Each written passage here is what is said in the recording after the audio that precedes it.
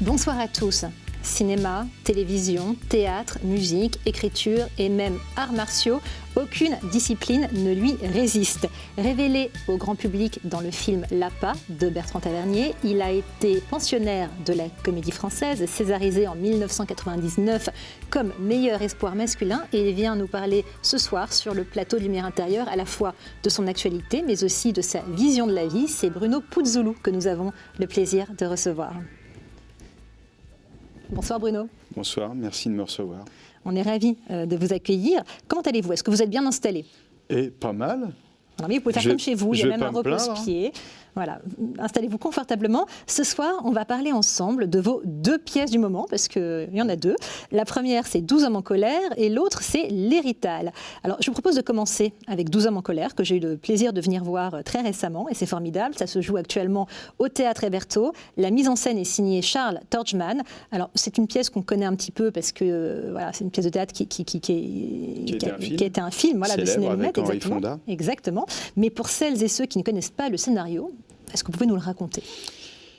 12 hommes dans une pièce, 12 jurés qui doivent débattre de la culpabilité d'un jeune de 16 ans accusé de parricide, donc d'avoir tué son père. 12 hommes réunis, les uns à côté des autres. Et puis, au moment où le président demande de voter pour ou contre la peine de mort, il y en a 11 qui lèvent la main.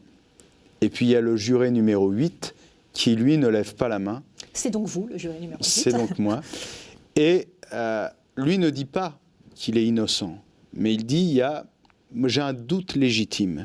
J'ai la certitude de mon doute. Voilà, et ça mérite d'en parler. Voilà, il s'agit de la vie d'un homme, et on ne peut pas, parce que l'un a un match de baseball, l'autre a un garage, donc ils sont pressés d'en finir. Lui dit, attendez. C'est grave quand même. Donc ça mérite bien un peu de notre temps et quelques mots de notre part. Et donc voilà, ça se pose comme ça au début. Je vous propose de voir la bande-annonce de la pièce et on en reparle tout de suite après.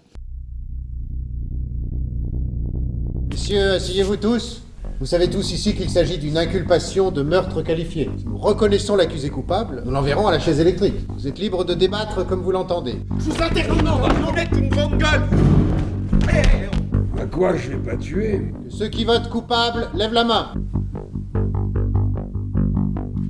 Qu'est-ce qu'on va faire maintenant? Maintenant, on peut parler. Je le crois coupable. Vous me ferez pas changer d'avis. Ce n'est pas mon but. La vie d'un homme est en jeu. Ce type est un assassin. Ce type, il a 16 ans. Et une autre personne a pu tuer son père avec un couteau identique. Je n'en ai jamais vu de semblable. Vous voulez nous faire admettre une étrange coïncidence. Vous voulez nous convaincre que quelqu'un d'autre aurait commis le crime avec un couteau identique? Exactement. Les chances sont infimes. Improbable. Le coup était porté du haut vers le bas. Le garçon mesure 1m65, son père 1m85. S'il avait frappé, il aurait frappé par en dessous. Il faut laisser tomber. On piétine, on n'arrive à rien, j'arrête les frais, je vote non coupable. Comment? J'en ai marre. J'en ai marre, c'est pas une réponse. Jusqu'à présent, vous avez voté coupable pour aller voir votre match et maintenant, vous votez non coupable parce que vous en avez marre. Non mais dites donc... Mais comment vous pouvez jouer ainsi avec la vie d'un homme? Si vous voulez voter non coupable, faites-le par conviction, non par lassitude. Alors, coupable ou non coupable? Alors, ce huis clos judiciaire, vous le disiez, il a été immortalisé au cinéma par Sidney Lumet avec Henri Fonda en empêcheur de condamner en rond, donc dans le rôle qui est le vôtre aujourd'hui. Ce scénario, il est toujours d'actualité et il continue de faire réfléchir. Donc, c'est une scène qui se passe en 1953 à New York, où il s'agit effectivement de décider ou pas d'envoyer ce jeune homme de 16 ans à la chaise électrique. Et le juré qui a voté non coupable, donc en l'occurrence vous, est sommé de se justifier. En quoi cette pièce vous paraît autant d'actualité, même 60 ans, je crois que c'est 60 ans, après sa création? D'actualité parce que, par exemple, il y a un Américain qui a été condamné, je crois, à 39 ans de prison. Et dernièrement, on vient de s'apercevoir, avec les progrès de la science, contrôle ADN, que c'était pas lui. Alors que des témoins avaient dit, mais oui, c'était sa voiture, on l'a vu sortir. Et puis maintenant, ils disent, oui, mais non, en fait, il faisait nuit, on n'est pas bien sûr. Et il a été accusé d'avoir tué sa petite amie. Alors aujourd'hui, on lui donne 21 millions de dollars. Mais oui, mais sa vie, vous imaginez, 39 ans en prison quand vous êtes innocent. Donc ça résonne, et puis ça résonne dernièrement. Regardez avec l'histoire du pont Ligonnès, où tout d'un coup, c'est lui, il avait fait de la chirurgie esthétique, c'était bien ses empreintes digitales, et puis comme l'homme est en gros subordonné à l'économie, comme l'économie a le pas sur l'humain, eh bien il faut bien vendre des journaux, il faut bien faire de l'audience, donc hop, on sait ça, et puis on dit qu'on sait ça, et donc on avait retrouvé du pont Ligonnès. Vous voyez, tout va vite, tout va trop vite, et là encore, alors j'entendais dans les journaux, ah mais il ne dit rien. Vous imaginez le pauvre comme ça qui a été pris à sa sortie d'avion? Bah oui, j'imagine qu'il devait rien dire, qu'il devait être complètement assommé. Donc, mais il y a tous ces préjugés, pareil pour ce jeune homme dans la pièce dont on dit oui, il s'est trompé de film, il ne savait pas les acteurs. Il y a beaucoup de préjugés effectivement sur ce qu'on pourrait oublier, de préjugés aussi sur le milieu social dont est issue une personne. Vous parliez des erreurs judiciaires, celle que vous évoquez n'est hélas pas ni la première ni la dernière, mais cette pièce dit beaucoup aussi sur les préjugés, puis sur l'intolérance aussi de certains hommes prêts à envoyer à la mort effectivement une personne justement. Oui, il faut un coupable, c'est comme en temps de chômage, il faut un coupable, et là le coupable est tout désigné. Tout semble pencher dans la balance pour que ce soit lui. Eh bien, on n'a pas de temps à perdre, messieurs, c'est sûr. Allez, on lève tous la main et puis le sort sera réglé. Et nous, on va aller manger, on va bien dormir cette nuit, et puis lui sera condamné à mort. Vous voyez, et cet homme qui tout d'un coup freine la machine infernale, il dit non, parlons-en. Vous, justement, dans la vraie vie, est-ce que ça vous arrive souvent, donc là vous jouez le rôle du contradicteur, est-ce que ça vous arrive souvent d'être à contre-courant, de remettre les choses en question, voire de chercher à influencer d'autres personnes, de les rallier à votre cause? Ça m'est arrivé souvent. Ça m'est arrivé souvent, et je trouve que le plus décevant dans ces cas-là, c'est les personnes qui viennent vous voir, ou qui vous téléphonent, qui vous disent « Ah, t'as bien fait, je pense comme toi ». Mais sur le moment, il n'y a personne qui vous soutient. Publiquement, en tout cas, c'est derrière. Voilà. Et ça, c'est terrible. Pour moi, les vraies preuves d'amitié, comme ça, c'est quelqu'un qui vous soutient. Qui est prêt à se mouiller. Contre vents et marées, qui vous soutient devant tout le monde. Sincèrement, parce qu'il y croit, pas juste... Bien sûr, bien sûr. Et comment dire, est-ce que la justice, plutôt l'injustice, c'est un thème qui vous travaille beaucoup, qui peut vous mettre en colère, puisque le titre de la pièce, c'est 12 hommes en colère. Oui, l'injustice, mais vous savez, ça dépend des sensibilités. L'injustice, aujourd'hui, certains trouveront juste que l'étranger n'ait pas tel droit, qu'il soit renvoyé chez lui. Certains autres trouveront ça injuste. Donc la justice, il faudrait d'abord se mettre d'accord sur les mots. En ce qui me concerne, moi je trouve ça injuste, mais d'autres pourraient être mes contradicteurs et m'expliquer pourquoi eux, ils trouvent ça juste. Qu'est-ce qui vous met vraiment en colère, vous ? Parce que vous avez l'air très calme en apparence. Ce qui me met en colère, vraiment, c'est l'asservissement de l'homme comme ça à l'économie. C'est-à-dire que tout est école de vitesse, les résultats sont à attendre vite. Vous voyez, par exemple, dans mon métier, les gens qui s'occupent de la production d'un film, par exemple, souvent attendent un peu quand un film est diffusé à la télé. Leurs félicitations viendront souvent après les audiences. C'est-à-dire que le même film, s'il n'y a pas d'audience, tout compte fait, il n'est pas très bon. S'il y a de l'audience, c'est un chef-d'œuvre. C'est l'audience qui est le juge de paix. Bien sûr. Donc vous voyez ça, et ça c'est bien l'asservissement à l'économie. Vous voyez, au départ on part pas forcément dans cet objectif-là, sauf quand c'est hyper calibré, avec une recette. Mais sinon, non, c'est tout le contraire, le métier de réalisateur, le métier de comédien. On ne cherche pas à faire des films comme des boîtes de conserve. Or, quelquefois, on se demande. Alors, vous dites, c'est pas ça. Alors, c'est quoi le métier de comédien pour vous? Vous ne cherchez pas à faire ça, bien sûr, mais qu'est-ce que vous cherchez, en fait? Métier de comédien? Oui. Quel est le but ultime pour vous de cette profession? C'est donner la voix aux auteurs. C'est donner la voix à Claudel. C'est donner la voix à Beckett, à Molière, à Jean-Claude Grimbert, en ce moment à Réginald de Rose, avec 12 hommes en colère, à François Cavana, avec les Rital. C'est faire parler les auteurs. Alors, puisque vous parlez d'Hérital, on va enchaîner avec cette seconde pièce, qui est votre seconde actualité du moment. Le livre L'Hérital, c'est un livre qui est sorti en 1978. L'auteur, c'est donc François Cavana, je devrais même dire Feu François Cavana, dont je rappelle qu'il est le fondateur de Harakiri et qu'il est connu pour son passage chez Charlie Hebdo. Et dans ce livre, il raconte ses souvenirs d'enfance avec une verve qui lui ressemblait bien. C'est une pièce sur l'exil. C'est vraiment avant tout une pièce sur l'enfance. Certains disent que c'est le plus beau roman sur l'enfance, L'Hérital. C'est-à-dire une mère française, un père italien. Ce qui est votre cas aussi, parce que finalement vous partagez en termes d'origine. Pareil. Même, Mais vous savez, mon papa est décédé il y a 4 ans. Et suite à ça, encore beaucoup, forcément, et j'y penserai toute ma vie, mais j'ai essayé d'écrire. J'écrivais des choses sur mon père. Et puis, par hasard, on m'a demandé de faire une lecture d'Hérital, une lecture de 20 minutes. Et je me suis dit, mais c'est ça qui parle de papa. Là, il est présent, papa, dans le livre. Et donc, j'ai fait l'adaptation du livre, du roman, et je suis sur scène seul avec un accordéoniste. Voilà.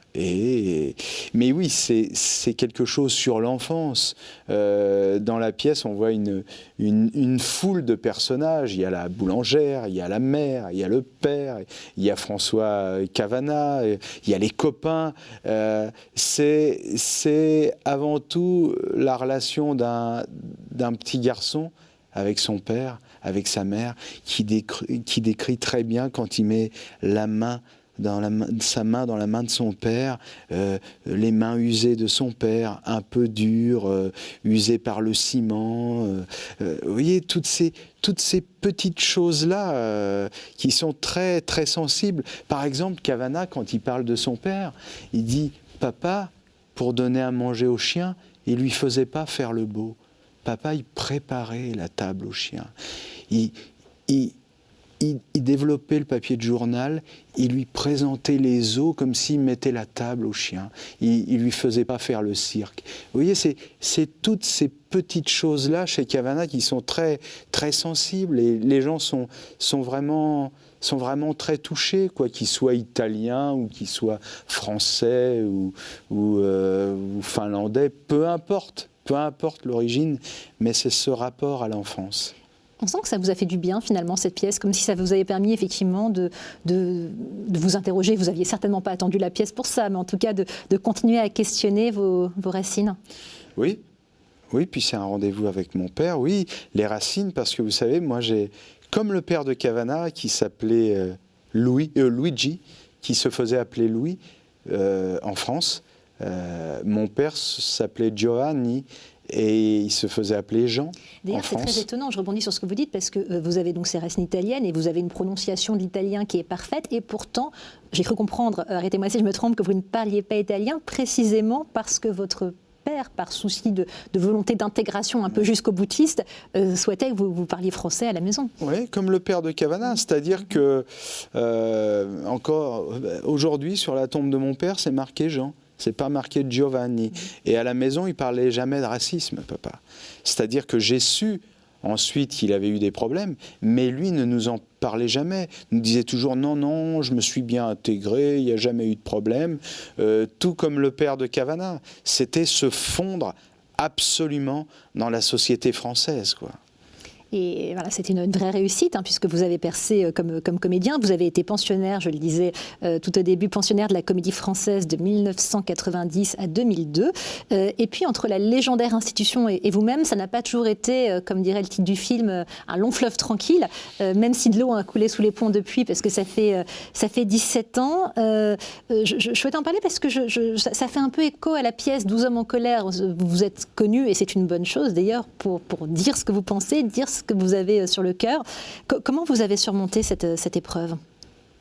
Je dirais bien, parce que j'ai fait plein de choses intéressantes depuis, que ce soit au cinéma, à la télé ou au théâtre.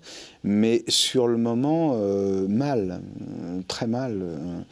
Parce que, vous savez, moi je suis jamais allé au théâtre avec mes parents quand j'étais jeune, parce que on était une famille modeste. C'est ça aussi, Cavana. C'est tout d'un coup ces petites gens modestes qui deviennent les héros du quotidien. Et il sait très bien parler de ça. Donc, pour répondre à votre question, on n'allait jamais au théâtre. Et tout d'un coup, voir mon père immigré italien avec ma mère assis l'un à côté de l'autre et m'applaudir dans les beaux fauteuils rouges de la Comédie Française, mon père m'appelant « Hé, Nono, Nono !» Après, je lui dis « Mais papa, pourquoi tu m'appelles comme ça aux applaudissements ?» Il me dit « Mais tu me voyais pas avec ta mère, tu nous regardais pas, alors je t'ai appelé. » Juste une parenthèse pour préciser que l'épreuve dont je parlais, c'était la rupture entre votre entrée à la Comédie Française. Mais alors, pour revenir à ce goût du théâtre, parce que n'ayant pas grandi dans un environnement où le théâtre était particulièrement valorisé, vous n'y alliez pas. Comment ça s'est passé ? Comment s'est développé ce goût pour le théâtre ?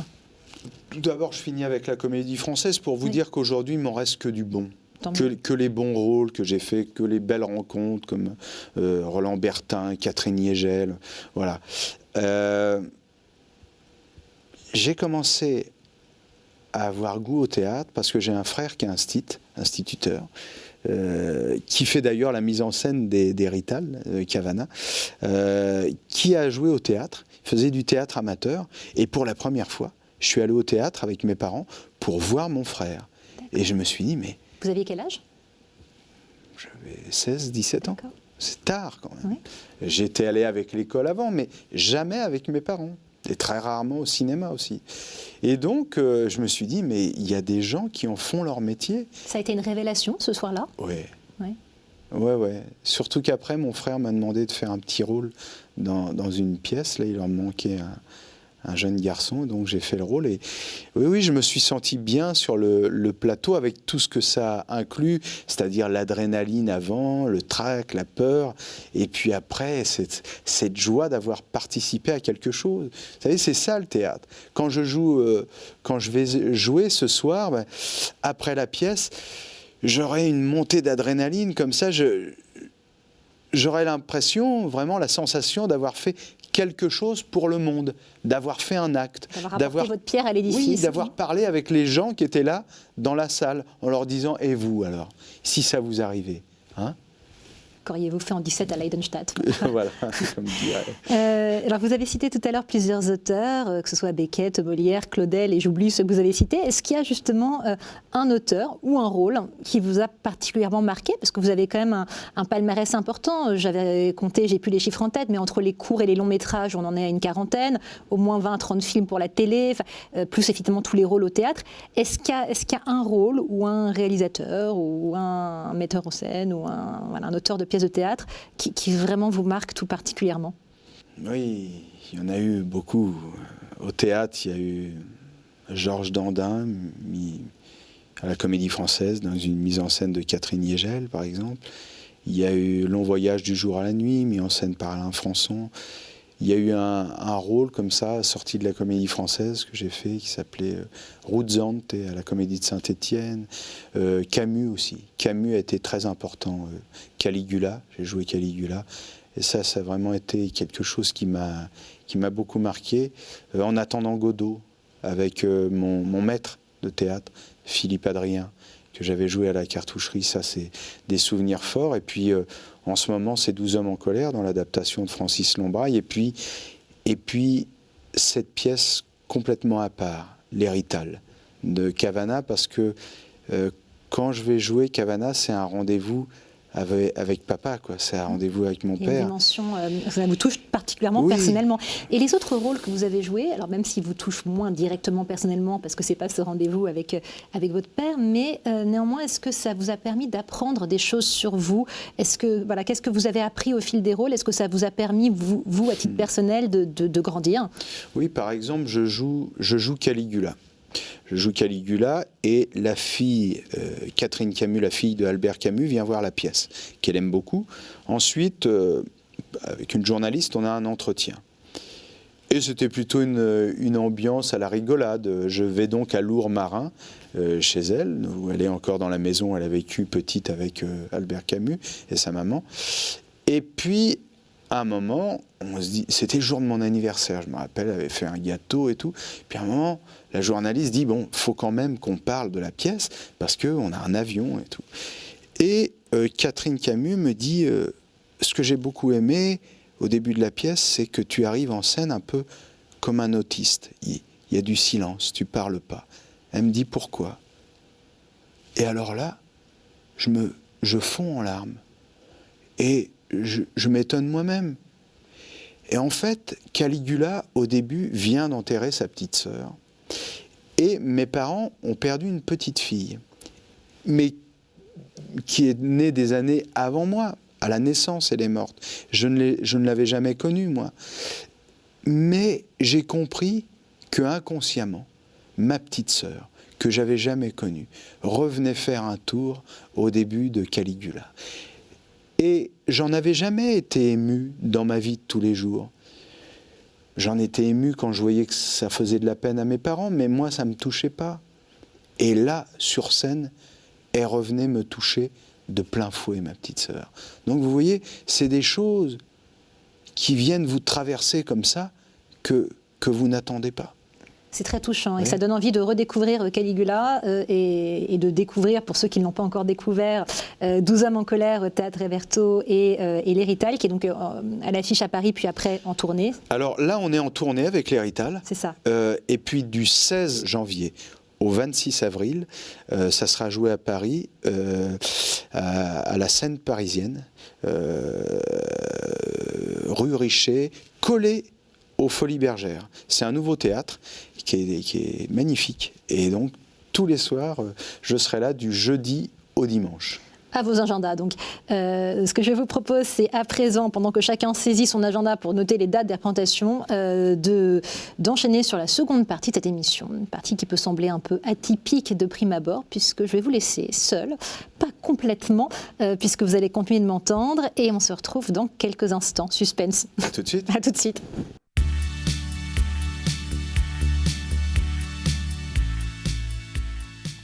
Alors Bruno, je vais vous proposer différents mots et je vais vous proposer de me dire ce qui vous inspire.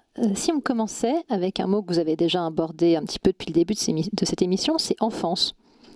Enfance.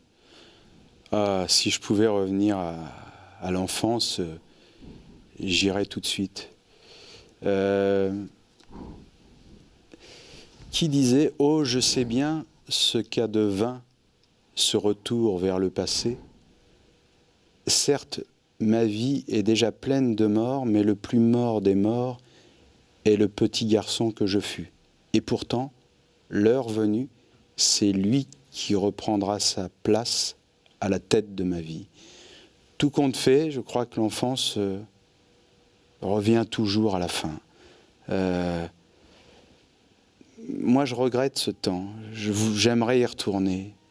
Si on me disait appuie sur ce bouton là et tu retournes à l'âge de 9, 10 ans, j'irais tout de suite. Pour une raison simple, je pouvais dire à cet âge-là, ils sont tous encore là autour de moi. Tous les gens que j'aime sont autour de moi. Et cette pièce de Cavana, justement, me fait repartir dans cette enfance. Et ça, c'est beau. On vous sent très, très nostalgique, un peu presque mélancolique. Cette enfance, qu'est-ce qui vous en reste ? Qu'est-ce que vous avez conservé de l'enfant que vous étiez ? Le cœur qui bat. Dans l'enfance, il y a une partie d'insouciance il y a le cœur qui bat. Moi, j'aime avoir le cœur qui bat comme un enfant qui va au lit et à qui on dit demain tu auras les cadeaux de Noël, et qui n'arrive pas à dormir parce qu'il s'imagine les cadeaux. Voilà, j'aime être dans cet état-là, dans le fond. Et mon métier de comédien me permet d'avoir ce rêve-là, cette adrénaline-là. Ces papillons dans le ventre. Oui, et puis il y avait, je veux dire, alors j'ai toujours, Dieu merci, mes 2 frères, ma maman. Hélas, mon papa n'est plus là, mais c'est ça, quoi. Je suis très soudé à ma famille, et ma famille est très soudée à moi. On est tous comme ça, très soudés ensemble, et j'ai peur de l'avenir, parce que évidemment l'avenir sépare toujours tous ceux qui s'aiment. L'enfance, c'est l'émerveillement. C'est l'émerveillement, pour un rien. C'est ce qui est beau.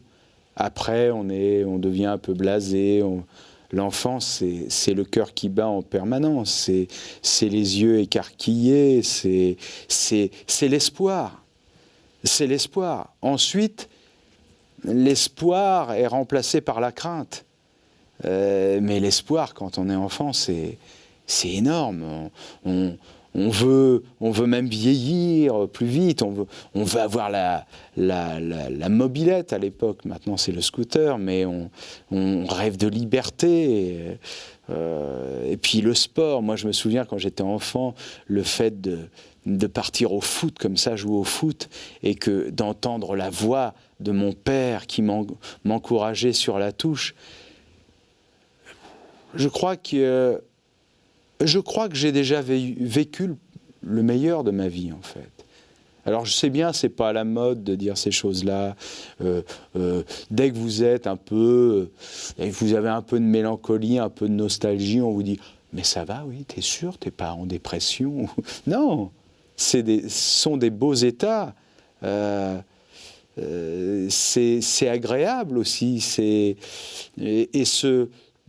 Je crois que même se rappeler du passé, peut-être même en politique, si on tirait plus de leçons du passé, le présent serait meilleur, mais on constate que l'histoire n'enseigne rien aux hommes.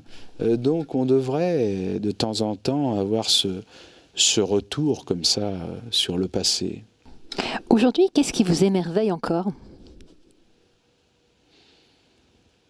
Mon métier, de retourner en Normandie toutes les semaines, faire un petit salut de la main à quelqu'un que je connais depuis des années, que je vois de loin dans mon village, à Toutainville en Normandie. Ça, voir ma mère, mes 2 frères, ça m'émerveille toujours. Aller un match de boxe, voir un bon film, une bonne pièce, aller jouer au foot. En fait, je suis émerveillé par les mêmes choses que lorsque j'étais enfant, je crois bien. C'est plutôt une bonne nouvelle. Alors vous disiez que ce qui vous émerveille, c'est votre métier, et vous avez dit par le passé, tant qu'on joue, il ne peut rien arriver. Sur scène, on a le sentiment d'immortalité, et donc j'en viens justement au mot suivant, qui est le mot mort. C'est terrible, la mort. C'est terrible, mais vous savez, j'ai tourné un film avec Philippe Noiret, après on est devenus amis, très amis, on a écrit un livre ensemble, et je me souviens, je suis allé voir Philippe sur son lit de mort jusqu'à la fin. Et ça a été une vraie leçon de vie pour moi. Moi qui ai tellement peur de la mort, je voyais un homme qui savait que c'était fini, et qui me disait « Mais mon grand, on casse sa pipe un jour et c'est bien normal, comme un arbre, comme un chien, comme un cheval. Et c'est pas grave, c'est le cycle de la vie. » Il avait de l'humour jusqu'au dernier moment. Et ça a été une vraie leçon. La mort, en fait, savoir que la réalité, je crois que c'est Pessoa qui écrivait ça, dans un poème. Savoir que la réalité, tout compte fait, n'a pas besoin de moi, ça me...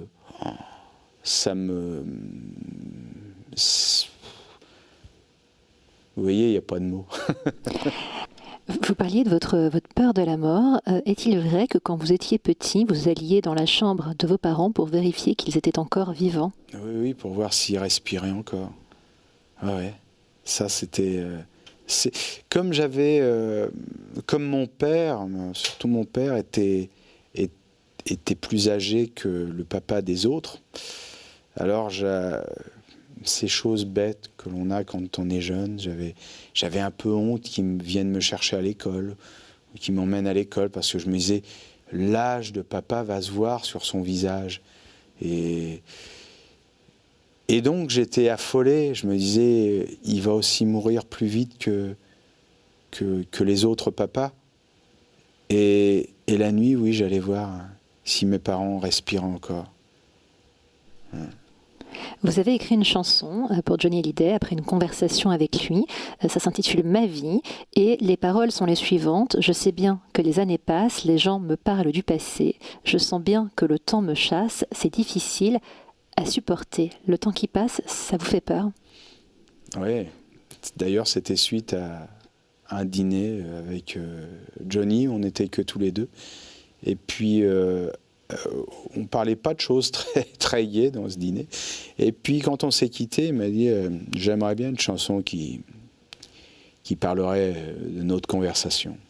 Donc, j'ai écrit dans la nuit une chanson qui ressemblait à notre conversation. Oui, le temps qui passe, évidemment. Mais le temps qui passe, parce que c'est lié à la mort. C'est lié à la mort. Moi, j'ai toujours fait beaucoup de sport, par exemple, et sentir que c'est plus difficile aujourd'hui qu'avant. Je me dis, même le corps vous trahit. Dans la tête, vous êtes toujours le même. Mais quand vous allez à la salle, le corps, il vous dit, non, c'est plus pareil qu'avant. Et puis le temps qui passe, oui, voir les photos du passé. Vous savez, dans les familles, avant, on avait les albums photos, les feuilleter et voir tout ce temps qui est passé, maintenant c'est vraiment comme ça. J'ai l'impression d'un sale tour que m'aurait joué le temps. Quelquefois, il m'arrive vraiment de me dire, mais je vais me réveiller. C'est un cauchemar. Et j'aurai 9 ans. Et j'aurai, oui, toute la vie. Mais la mort, ça donne aussi sa valeur à la vie, vous ne pensez pas? Non. La mort, ça exclut la vie. Ça donne aucune valeur à la vie. Je voulais plutôt, oui, le temps qui passe. Enfin, c'est dans l'ordre des choses. C'est dans l'ordre des choses. Souffrir, c'est dans l'ordre des choses. Être malade, c'est dans l'ordre des choses. Avec l'ordre des choses, qu'il y ait des crimes tous les jours, c'est dans l'ordre des choses. Alors l'ordre des choses, vous n'aimez pas ça. Hein. Vous le dites bien dans la pièce d'ailleurs, dont on parlait tout à l'heure. Dans une autre chanson qui s'intitule Drôle de monde, vous écrivez la loi du plus fort, ça fait des morts. Et on en revient un petit peu à votre agacement face aux impératifs économiques que vous évoquiez tout à l'heure. Quand on parle de mort, il y a aussi cette dimension-là de chez vous de compétitivité et donc il va y avoir des morts. C'est affreux. Aujourd'hui, on vous parle qu'il faut être un battant, il faut aller de l'avant, il faut tous des discours plus creux les uns que les autres. Je me méfie du coaching, de toutes ces choses-là. Je ne sais plus quel auteur d'ailleurs de théâtre qui disait Édouard Bond, qui disait bientôt on aura besoin de coach pour comprendre les propres mots qui sortent de nos bouches. On aura besoin de coach pour faire ces lacets de chaussures. Alors bon, il y a une frange de gens comme ça qui se demandent ce qu'ils vont foutre et puis ils s'improvisent coach. Alors sûrement qu'il y a des gens bien là-dedans, mais... Ça me fait penser à une autre pièce de théâtre de David Lodge qui s'intitule Thérapie. Je ne sais pas si vous la connaissez, sur cette tendance de tout en chacun à aller consulter un thérapeute pour tout et n'importe quoi. Alors loin des métaphores guerrières il faut se battre, il faut être les meilleurs et des conséquences que vous décrivez, je vous propose le mot espérance. Ah, l'espérance, c'est le bleu du ciel. se lever, regarder le ciel, il y a du soleil, il y a le bleu du ciel, et c'est ça, l'espérance, oui, l'espoir, c'est quand on se dit que la vie, croire en la vie, moi je crois en la vie, c'est pour ça que j'ai tellement peur de la mort, c'est parce que j'aime me marrer, j'aime être avec une bande de copains, me marrer, être avec ma famille, être avec mon amoureuse, Susanna, me marrer et me dire que ça va s'arrêter un jour, ça m'est insupportable. Mais donc vous parvenez quand même manifestement à garder espoir, parce que ce que vous décriviez avant était une vision un peu pessimiste. Et d'ailleurs, dans cette même chanson Drôle de monde, vous citez une seule logique, le règne du fric, nos rêves, nos révoltes sont écrasés, vous parlez du réchauffement climatique, de la pollution, qui rapporte du pognon évidemment. Et donc ça peut donner le sentiment d'une vision relativement pessimiste par moment. Alors à quoi vous accrochez-vous précisément pour rester dans l'espérance ? Il faut être un peu trop pessimiste pour l'être assez.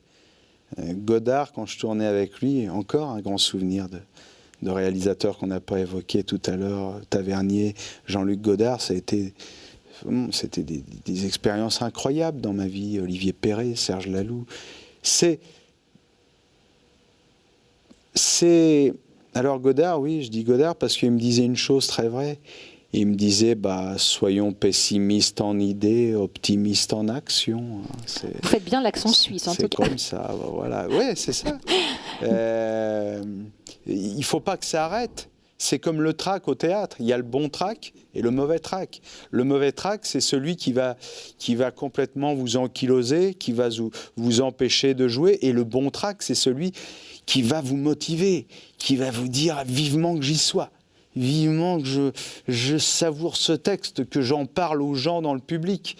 Voilà. Et le bon pessimisme, c'est celui qui fait réagir devant les choses, qui ne fait pas courber l'échine en disant ça va bien se régler sans moi, hein. On verra bien, je ne vais pas m'engager parce que si je m'engage, peut-être que on va me le reprocher. Voilà, la prudence à tout prix, comme ça. Alors que le bon pessimisme, c'est dire, moi je m'engage, moi je l'ouvre. Et puis, ça risque de faire bouger les lignes. Voilà. C'est ça le bon pessimisme. Et ça ne veut pas dire la non-action ou être comme ça chez soi, couché, en dépression.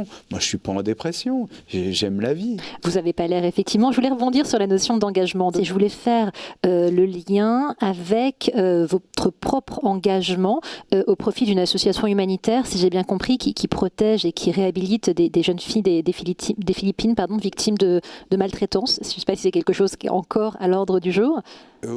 Alors, j'ai beaucoup comme ça d'associations, dont une Footballeurs sans frontières, où on fait des matchs de foot et avec des comédiens, des anciens sportifs professionnels, des anciens footballeurs. Je me rappelle, on avait fait un match dans mon village à Toutainville pour un enfant qui avait une sorte de petite combinaison comme les cosmonautes, là, parce qu'ils ne pouvaient pas prendre les rayons du soleil, vous voyez, et pour aider ses parents à lui acheter les crèmes, les médicaments. Et pour les jeunes filles philippines, oui, j'avais fait une émission à la télé pour apporter aussi des fonds pour ces jeunes filles. Quand je peux, quand j'ai le temps, je le fais. Après, il y a des gens qui s'engagent beaucoup, beaucoup plus que moi et mieux que moi, parce que sinon, ça prend énormément de temps. Mais quand je peux, je le fais de bon cœur. Et c'est important que ces gens-là aussi aient une voix. Eux ne peuvent pas s'exprimer dans les médias, et c'est aussi important qu'ils aient notre voix. L'espérance, c'est donc en partie une question de volonté ? Non, c'est organique. C'est pas...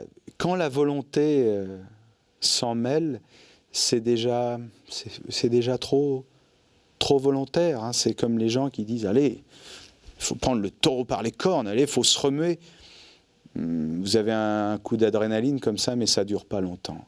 L'espérance, c'est organique. Quand c'est organique, on ne se pose pas de questions. C'est là ou c'est pas là. Moi, j'espère toujours. J'espère revoir mon petit papa chéri un jour. J'espère peut-être des choses insensées, mais je garde espoir. Et je suis fait comme ça. Je ne cherche pas à me persuader. Je suis fait comme ça. C'est en moi. C'est un réflexe, l'espoir. Et l'absolu dans tout ça? Et l'absolu dans tout ça, on verra bien assez tôt. L'absolu, moi j'ai besoin d'absolu. Quand je joue les auteurs comme Camus, il y a cet absolu. Ça met, moi qui ai peur de la mort, quand je joue en ce moment Cavana, les Rital, quand j'ai joué Beckett, quand j'ai joué Camus, en attendant Godot, Caligula, eh bien quelquefois, salut, je me disais, je peux bien mourir un jour, puisque j'ai connu ça là, durant la représentation. Tout d'un coup, il y avait cette... il me semblait que j'atteignais quelque chose de l'absolu. Ouais. Est-ce que vous êtes croyant? Je suis de confession catholique. J'ai été enfant de chœur dans mon petit village. J'ai fait ma communion. Dans le fond, je peux dire que oui. Oui, alors il faudrait s'entendre sur le mot, mais je crois en une force, plus qui nous dépasse, qu'on ne peut pas expliquer. Mais oui, je crois pas toujours en l'homme. Quelquefois, oui. Je crois en des hommes comme Primo Levi, par exemple. Ça redonne le goût des hommes comme ça redonnent le goût en l'humanité. Des hommes comme Gramsci, philosophe sarde. Oui, là, oui, on évoquait Camus ou Cavana, qui était un homme bon dans le fond, très bon. Oui, ça j'ai... Oui, croyant, parce que je vous dis, par exemple, je crois que rien n'est fini, qu'un jour je reverrai mon petit papa. Qu'est-ce qu'un homme pour vous avec un grand H? Un homme, c'est ceux que je vous ai cités là. Un homme, c'est celui qui courbe pas l'échine. C'est celui qui confond pas machine et homme et femme. Vous voyez, c'est comment l'histoire après les camps de concentration, comment l'histoire peut ne pas enseigner, par exemple. Ça, c'est une grande énigme pour moi. Comment il peut y avoir des néo-nazis aujourd'hui? C'est une grande énigme pour moi. Je me dis qu'un homme, l'histoire doit enseigner aux hommes. Les hommes doivent être à l'écoute de l'histoire. Mais non. On pourrait dire que c'est toujours la même histoire.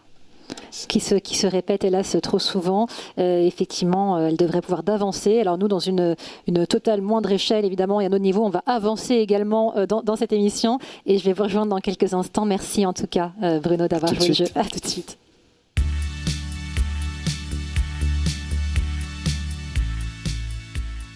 Bienvenue chez moi. Enfin, écoutez, avec grand plaisir. C'est bien chez vous, c'est sympathique. Pas mal, hein.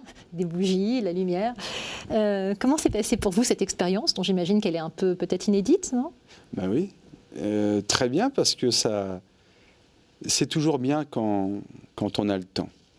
Quand on a le temps, que le silence est autorisé. Parce que souvent, il faut il faut pas de silence, sinon les gens zappent, hein, surtout pas de silence. Donc non, c'est très agréable. Prendre le temps, c'est un luxe. Est-ce que, à part celui-là, vous avez d'autres luxes qui sont importants, qui comptent pour vous? Faire un métier que j'aime. La plupart des gens ne font pas un métier qu'ils aiment. Hein. Je ne sais plus qui disait, si on construisait la maison du bonheur, la plus grande pièce en serait la salle d'attente. C'est la vérité pour la plupart des gens sur Terre. Non seulement ils ne font pas un métier qu'ils aiment, mais souvent ils n'ont pas de métier, souvent ils sont dans la pauvreté. Oui, c'est un luxe, évidemment. Le dernier mot auquel vous nous avez fait le plaisir de bien vouloir réagir, c'est le mot absolu. Et alors je me demandais, vous parlez d'autres métiers, mis à part le fait d'être sur scène, où là on comprend bien que ça vient remplir une soif d'absolu, que c'est quelque chose de tout à fait magique, mis à part ces moments-là qui représentent quand même une grande partie de votre vie, comment ça se traduit au quotidien, ce besoin d'absolu? Faire battre le cœur. Toujours essayer je suis toujours en train d'écrire un truc. Essayer de communiquer avec l'autre. De trouver le partenaire. Le public est un partenaire. Vous voyez, quand vous jouez au théâtre, vous dites, je pars de chez moi et je vais parler de quelque chose à des gens qui, à une certaine heure, vont être au rendez-vous pour qu'on parle ensemble. C'est ça, c'est cette soif d'absolu. C'est viser un peu comme ça, viser l'étoile, viser... Par exemple, quand je joue les Rital, pour moi, c'est une façon de dire, vous voyez ce que Cavana dit de l'immigration, vous voyez, vous êtes d'accord avec ça, vous voyez ce qu'il dit sur l'enfance, comment ça vous remue, vous, comment ça peut vous transformer, comment ça réveille des choses en vous. Oui, c'est cette soif de toujours faire quelque chose d'essentiel. Vous parliez à l'instant de parler avec votre public, de venir discuter avec eux de quelque chose, que ce soit de la condamnation à mort d'un homme ou effectivement de sujets sur l'immigration. Et à Dieu, vous lui parlez de temps en temps, vous avez ce temps-là? Oui, alors je n'ai pas son image, mais oui, avant de jouer, souvent comme ça vous apporte de la sérénité? Comme un petit garçon qui dit protège-moi, que tout se passe bien, que je n'ai pas de trou de texte. Et vous vous sentez protégé? En tout cas, j'en ai la sensation. Je n'explique pas des mystères par d'autres mystères. Je trouve que c'est dangereux. Mais en tout cas, après, c'est personnel à chacun. J'en ai la sensation, oui. C'est quand je vais jouer ce soir, 12 hommes en colère, une pièce qui n'est pas facile, une belle pièce. Mais oui, je demanderai de l'aide à quelqu'un que je n'ai jamais vu, que je ne vois pas. Mais oui, ouais. Vous parliez tout à l'heure du fait de parler à l'autre avec un grand A, et ça m'intéressait de savoir quelle est la qualité à laquelle vous êtes le plus sensible chez l'autre, justement, chez l'être humain. Qu'est-ce qui vous touche le plus? L'écoute. Chez le partenaire sur scène, comme dans la vie. Parce que souvent, vous avez l'impression que quand vous discutez avec quelqu'un, il est très rare que l'autre vous dise « Ah oui, oui, c'est vrai, t'as raison. Ouais.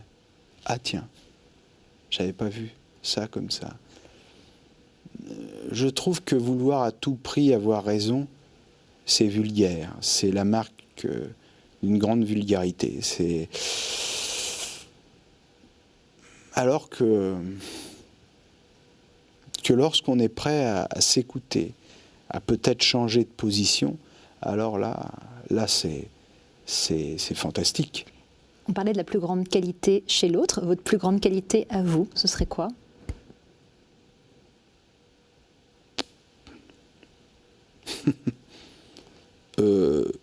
La modestie, puisque vous avez l'air de chercher. Fidélité en amitié. Fidélité aux gens que j'aime. Tous les gens que j'aime. Ouais, je crois. Fidélité aussi en mes rêves d'enfant. Je les ai jamais mis de côté. Ouais. Vous les avez atteints pour certains, en tout cas celui. Enfin, non, remarquez, c'est pas forcément un rêve d'enfant de devenir comédien, puisque vous avez découvert ça un peu sur le tard. Ouais. Alors, quel était votre rêve d'enfant que vous avez peut-être Ah oui, non. Alors celui-ci, j'ai pas eu le droit. C'était d'être footballeur professionnel. C'est le rêve de beaucoup d'enfants. Ouais. Puisqu'on parlait de votre plus grande qualité, rapidement, votre plus grand défaut ? Susceptibilité. Oui, susceptibilité. Je me vexe pour rien. Et puis aussi, je ne sais pas si c'est un défaut, mais je ne suis pas physionomiste du tout. En fait, je ne me rappelle d'aucun visage. Je ne me rappelle pas des noms, des prénoms. Et dans mon métier, c'est vraiment un gros handicap. Vraiment terrible, parce que je peux passer pour quelqu'un de fier, ou parfois mal poli ou prétentieux, je ne sais pas, mais vraiment, je ne reconnais pas. Alors, il y a peut-être des visages que vous reconnaissez, et je voulais qu'on termine là-dessus en parlant de la Normandie, c'est ceux des gens que vous croisez dans votre village, parce que vous en avez parlé avec émotion, et on ne s'y est pas beaucoup attardé. La Normandie où vit encore votre maman, c'est ça, vos frères, qui, voilà, de terminer sur ses racines et sur ses points d'ancrage, c'est pas inintéressant. Quelles sont les bonnes raisons qui vous y ramènent, mis à part votre famille, et puis peut-être si vous aviez un dernier mot à dire sur cet endroit qui vous est si cher. J'y retourne toutes les semaines, pratiquement, sauf quand je travaille, mais toutes les semaines. Encore une fois, c'est organique. Je prends ma voiture, j'y vais, sentir que j'approche. C'est voir les fleurs que mon père a plantées, les arbres que mon père a plantés à la maison, le gazon qui est toujours là, les parfums de la nature. Ça vous rassure, justement, de vous qui avez peur du temps qui passe, de voir que tout ça, c'est bel et bien là et que ça ne bouge pas ? Ah oui. Je ne sais pas si ça me rassure, mais en tout cas, ça m'apporte de la joie.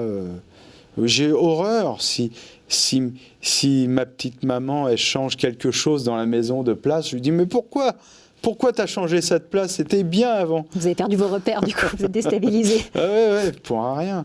Non, mais et puis oui, les gens du village, les copains avec lesquels je joue au foot dans la cour d'école, je les ai toujours comme copains. En tout cas, ceux-là, au moins, vous les reconnaissez. Là, il n'y a pas de doute. Mais vous voyez, il faut que je les vois depuis un bout de temps pour les reconnaître. En tout cas, merci beaucoup d'être venu nous parler de vous, de vos rêves, de vos espérances, et puis aussi de votre actualité, c'est-à-dire 12 hommes en colère au théâtre Hébertot en ce moment à Paris, et puis cette pièce qui vous est très chère pour des raisons personnelles, L'Hérital. Merci beaucoup Bruno Puzzolo. Merci de nous avoir suivis. Vous pouvez retrouver cette émission sur le site de KTO. Bonne soirée.